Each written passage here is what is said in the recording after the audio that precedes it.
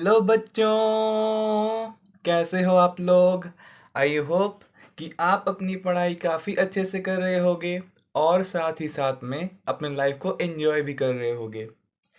तो आज हम क्लास 9 के चैप्टर 8 को पढ़ने वाले हैं, जिसका नाम है मोशन। ये मोशन का लेक्चर नंबर 1 है। इसमें हम जनरल इंट्रोडक्शन लेंगे मोशन का, और डिस्टेंस क्या होता है, डिस्प्लेसमेंट क्या होता है, दोनों में क्या डिफरेंस होते हैं, अंतर क्या होता है दोनों में, अच्छे से समझेंगे। तो बच्चों, हम डेली लाइफ में हम डेली लाइफ में बहुत सारे ऑब्जेक्ट्स को दो तरह से देखते हैं। एक, या तो वो मोशन में होता है या तो वो रेस्ट में होता है ना। जैसे फॉर एग्जांपल आपके टेबल के ऊपर किताब है, बुक रखा हुआ है, तो वो कैसे है, वो रेस्ट में है। आपको पता है कि हाँ वो रेस्ट में है। और आप देख रहे हो कि साइकिल आपके सामने से जा रहा है, इसका मतलब वो साइकिल कैसा है, मोशन पे है। गाड़ी कैसा है, मोशन पे, जब वो जा रहा है रास्ते पे। तो बच्चों, इन्हीं दो कंडीशन होते हैं हमारे डेली लाइफ में, हम लोग हर दिन ऑब्जर्व करते हैं। जैसे बर्ड्स जो है वो फ्लाई करते हैं, फिश जो है वो स्विम करता है, हमारे अंदर जो वेन्स हैं, आर्टरीज है, उसके अंदर से ब्लड हमेशा सर्कुलेट करता है। एटम्स हो या फिर मॉलिक्यूल्स हो, अर्थ हो, गैलेक्सी हो, ये सब कुछ, ये सारे जो है वो हमेशा मोशन में होते हैं।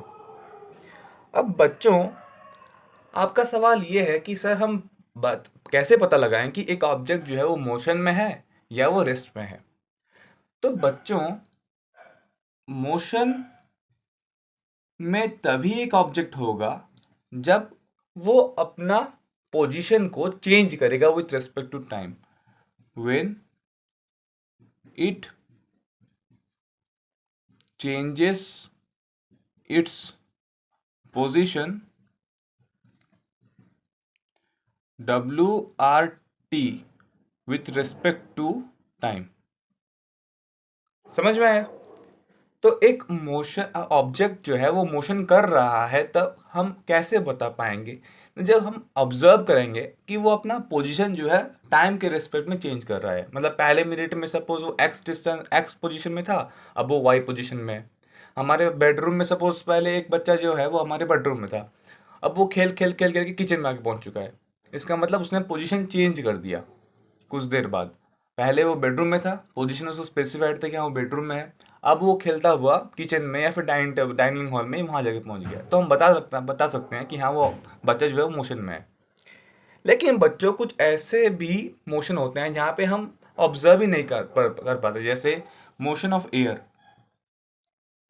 मोशन ऑफ एयर, एयर बच्चों हर टाइम मूव कर रहा है, लेकिन हम लोग बता नहीं पाते। इसके लिए हम लोग इनडायरेक्टली ऑब्जर्व करते हैं। जैसे कोई डस्ट पार्टिकल वो उड़ रहा है, तो हम लोग बता पाते हैं कि हाँ यहाँ पर क्या है, जो एयर है वो मोशन कर रहा है।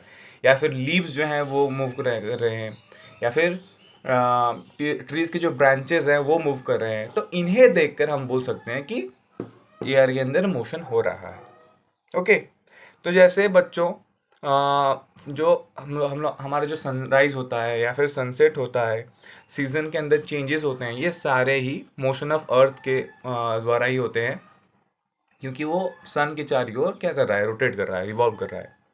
लेकिन क्या हमें अर्थ का मोशन जो है वो फील होता है? हमें ऐसे लगता है थोड़ी ना है कि हम जैसे चल रहे हैं, नहीं लगता। क्यों नहीं लगता? लोग आगे बात करेंगे डिटेल में।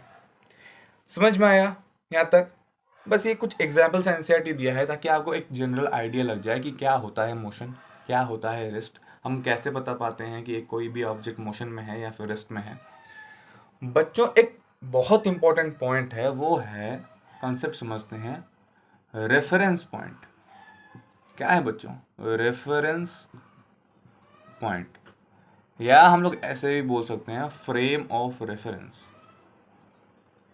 फ्रेम ऑफ रेफरेंस भी हम लोग बोल सकते हैं। बच्चों ये क्या है?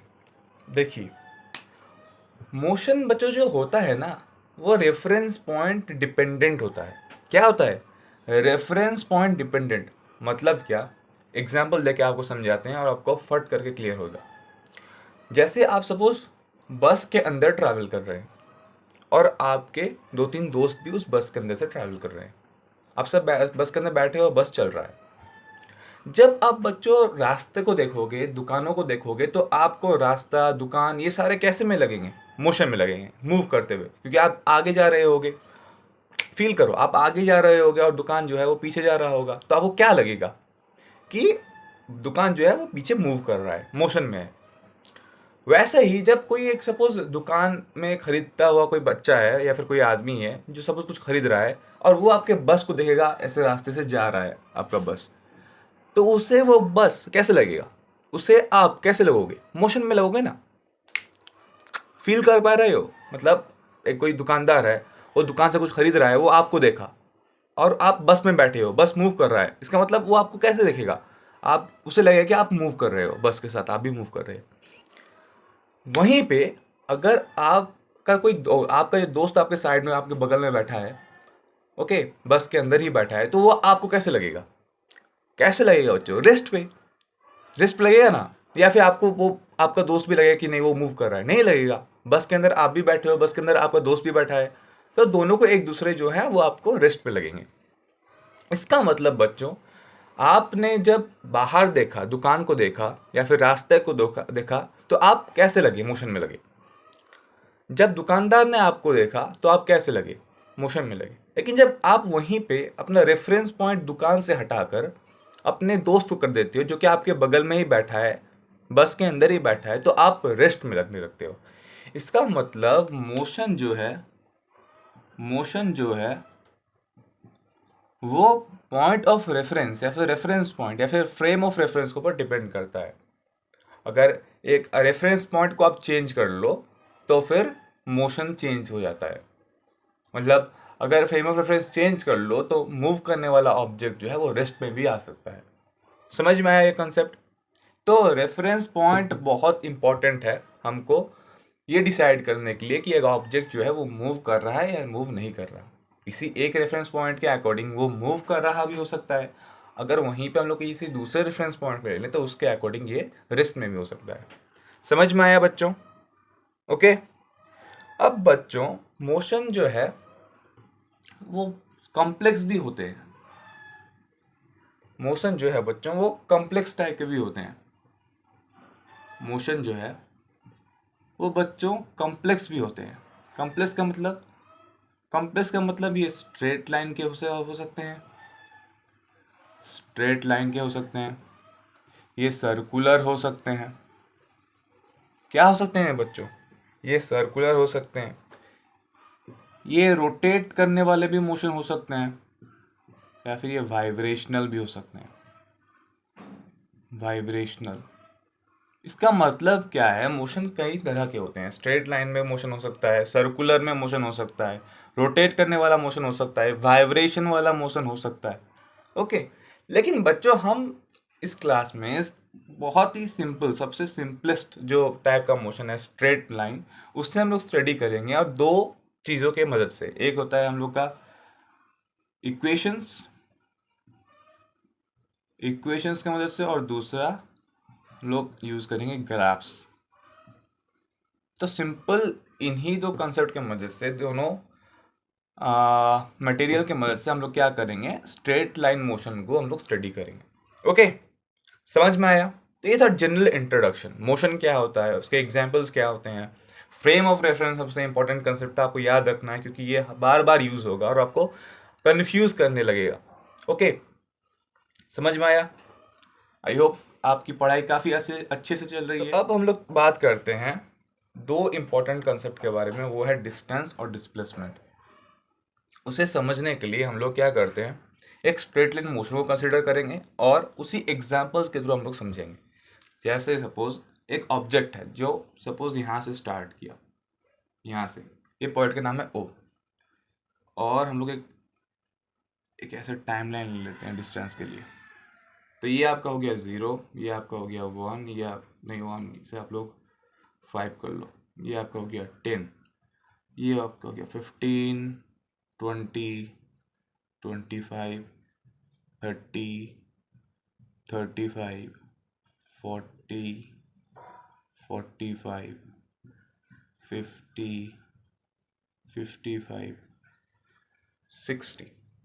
सपोज हम लोगों ने 60 तक टाइमलाइन ले लिया डिस्टेंस के लिए, यह सब डिस्टेंस। ओके, अब सपोज बच्चों हम लोगों ने क्या किया, इस वाले पॉइंट को C ले लिया और ये 35 वाला जो पॉइंट है इसे हम लोगों ने B ले लिया और इसे हम लोगों ने 60 वाले पॉइंट को A ले लिया।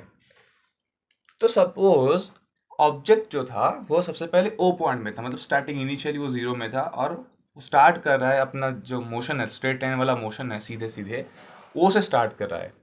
C एक पोजीशन है, डिफरेंट स्टैंड में और एक पोजीशन है, वो था C। 35 नंबर वाले पोजीशन में B। इस पोजीशन में C B A क्या है, ये सब डिफरेंट इंस्टेंट्स के पोजीशन है। ओके, और A एट लास्ट फाइनली जाके A में पहुंचा। तो बच्चों यहाँ पे सपोज एक ऑब्जेक्ट था, वो सपोज आपने क्या किया, O से अपनी जर्नी को स्टार्ट किया, O से स्टार्ट किया, C के पास पहुंचे, B के पास पहुंचे, A के पास पहुंचे और दोबारा से A से रिटर्न होकर B के पास पहुंचे और C के पास पहुंचे, ऐसे रिटर्न होकर फिर B के पास पहुंचे और फाइनली आपने C के पास पहुंचा। ओके, सबसे पहले आप O से स्टार्ट किए, C B होकर आप A के पास पहुंचे और फिर से रिटर्न A से B पहुंचे, B से C पहुंचे। अब बच्चों आपने कितना एक्चुअली में डिस्टेंस कवर किया, तो यहां से O से A तक तो हो गया 60 और यहां से 60 से आपने क्या किया, यहां तक पहुंचा ना, तो 60 से 25 माइनस कर लीजिए, कितना होता है 35 होता है ना बच्चों। तो इसका मतलब आपने 60 प्लस 35, तो आपका टोटल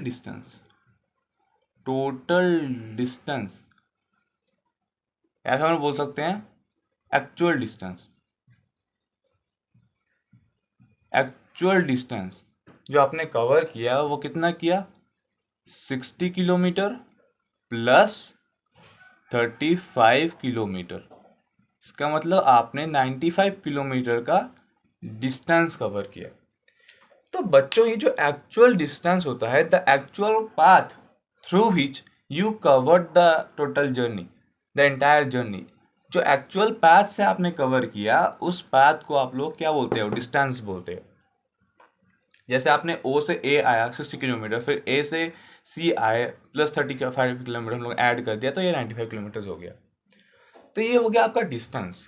और डिस्टेंस बच्चों जो है, डिस्टेंस को लिखने के लिए हम सिर्फ और सिर्फ न्यूमेरिकल वैल्यू लिखते हैं। क्या लिखते हैं बच्चों, न्यूमेरिकल वैल्यू को लिखते हैं। हम लोग सिर्फ और सिर्फ न्यूमेरिकल वैल्यू लिखते हैं, हम लोग कोई भी तरह का डायरेक्शन नहीं लिखते, हम लोग सिर्फ और सिर्फ न्यूमेरिकल वैल्यू लिखते हैं। न्यूमेरिकल वैल्यू का मतलब मैग्नीट्यूड होता है। क्या होता है बच्चों, मैग्नीट्यूड।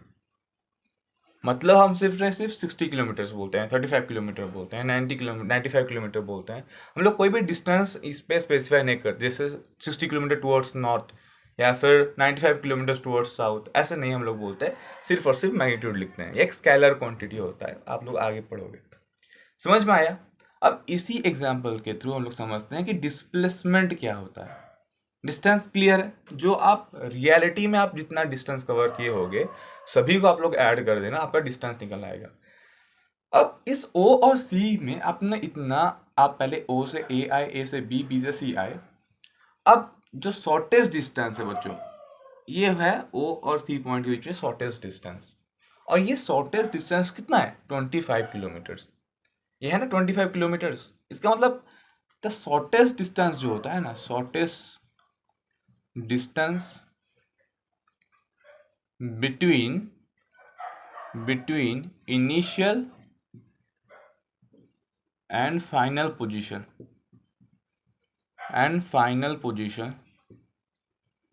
इसको हम लोग क्या बोलते हैं बच्चों, डिस्प्लेसमेंट बोलते हैं।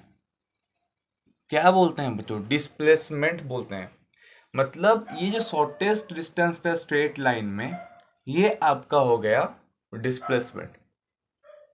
ये जो शॉर्टेस्ट डिस्टेंस था ये आपका हो गया O से C के बीच में डिस्प्लेसमेंट। तो डिस्टेंस के अंदर आपको पूरा एक्चुअल पाथ को लिखना है, लेकिन डिस्प्लेसमेंट के अंदर आपको सिर्फ और सिर्फ शॉर्टेस्ट डिस्टेंस को ही देखना है, जो इनिशियल और फाइनल पोजीशन के बीच में होता है। तो बच्चों ये शॉर्टेस्ट डिस्टेंस जो है, डिस्प्लेसमेंट जो है, ये जीरो भी हो सकता है।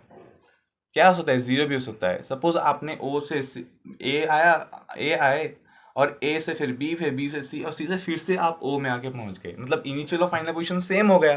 तो जब किसी भी तरह के मोशन में अगर इनिशियल पोजीशन और फाइनल पोजीशन सेम हो जाता है तो वहां पे डिस्प्लेसमेंट जो है वो जीरो हो जाता है।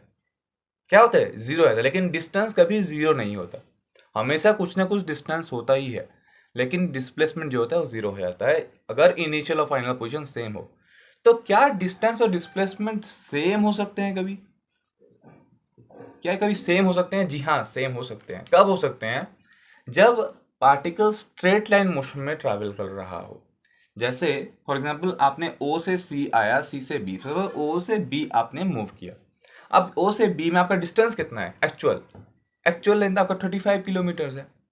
अब वहीं पे मैं आपको पूछूं कि ओ से बी में आने पर डिस्प्लेसमेंट कितना है, तो ये भी तो 35 किलोमीटर ही है, ये भी तो शॉर्टेस्ट डिस्टेंस है 35 किलोमीटर्स। तो इस सिचुएशन में, ऐसे सिनेरियो में डिस्टेंस और डिस्प्लेसमेंट जो होते हैं वो सेम हो जाते हैं।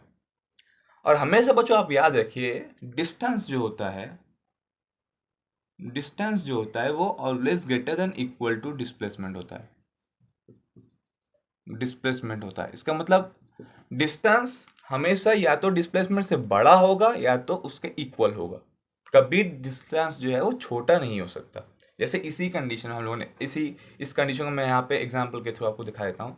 हमने पहले डिस्टेंस कितना लिया था? 95 किलोमीटर्स लिया था, लेकिन वहीं पे डिस्प्लेसमेंट हम लोग को कितना है? 25 किलोमीटर्स। इसका मतलब डिस्टेंस जो है वो बड़ा है। अब और एक एग्जांपल में हम लोगों ने कंसिडर किया था क्या कि ओ से हम लोग ने बी आया, तो यहाँ पे डिस्टेंस कितना हो? 35 किलोमीटर्स। डिस्प्लेसमेंट भी कितना हो? 35 किलोमीटर्स। यहाँ पे इस सिचुएशन में इक्वल हो गया। तो या तो वो बड़ा होगा डिस्टेंस या तो इक्वल होगा। समझ में आया? तो ये था डिस्टेंस और डिस्प्लेसमेंट का कंसेप्ट। हम लोगों ने इस क्लास पे जनरल इंट्रोडक्शन ले लिया, डिस्टेंस क्या है, डिस्प्लेसमेंट क्या है समझ लिया। जब नेक्स्ट क्लास में हम आएंगे तो uniform motion, non uniform motion के ऊपर बातचीत करेंगे। ओके, तब तक के लिए आप पढ़ाई करते रहें। All the very best.